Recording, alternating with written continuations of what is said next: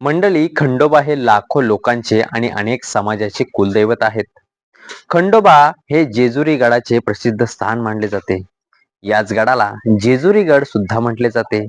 खंडोबा हे भगवान शिवाचे अवतार मानले जातात. पण मंडळी, ज्या लोकांना जेजुरीला जायला जमत नाही किंवा जेजुरी गड हा लांब पडतो किंवा वेळेअभावी जेजुरी गडाला जाणं शक्य होत नाही, ते मात्र शहापूर तालुक्यातील या शेलवलीच्या मंदिरात नक्कीच भाविक भक्त दरवर्षीप्रमाणे येत असतात. परंतु मंडळी, ठाणे जिल्ह्यातील खंडोबाचं असं एकमेव शहापूर तालुक्यातील शेलवली गावाला असं एकमेव मंदिर आहे, ते म्हणजेच खंडोबाचं मंदिर.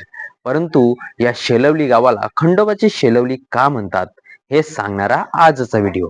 या लेखाचे सर्व श्रेय पोलीस पाटील मनोहर कृष्णा पवार यांना जाते. नमस्कार, मी गणेश तुपे आणि मंडळी, आपण पाहतात आवडीचा चॅनल GT इन्फो चॅनल.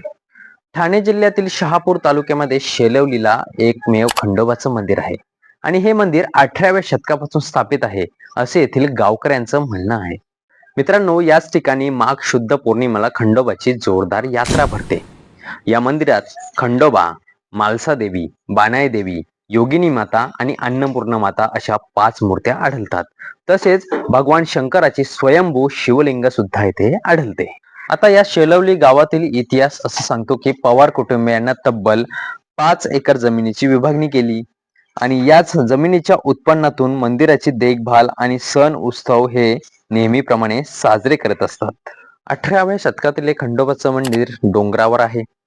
तसेच मंडळी, नवखाम आणि कौलारू हे असलेलं मंदिर काहीसं पडझड झालेलं होतं. परंतु 1986 नंतर ग्रामस्थांनी दगड विटा मातीचं बांधकाम केलं. त्यानंतर 2013 साली या मंदिराचं पूर्ण बांधकाम करून, पक्क्या दगडाचं बांधकाम करून त्यानंतर कळस चढून हे मंदिर पूर्णत्वास आणलं. शेलवलीच्या खंडोबाची एक दंतकथा सांगितली जाते. पंचक्रोशीतील 7 दरोडेखोरांनी हाहाकार माजवला होता. चोऱ्या माऱ्या करणं सुरू केलं होतं. देवाला कौल लावायचे. देवाने जर कौल दिला तर शेलवली गावामध्ये आणि पंचक्रोशीमध्ये हेच 7 दरोडेखोर चोऱ्या करायचे.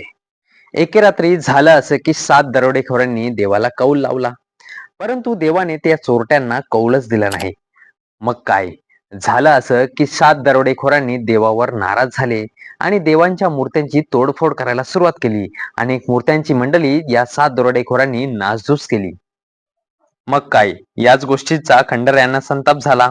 देव याच 7 चोरांवर रागवले आणि चोरांना देवाने शिक्षा केली.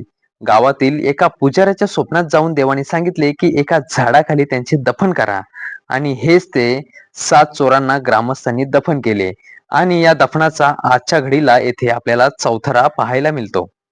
आजपर्यंतचा इतिहास असं सांगतो की याच मंदिरात लोक मनोभावे येत असतात.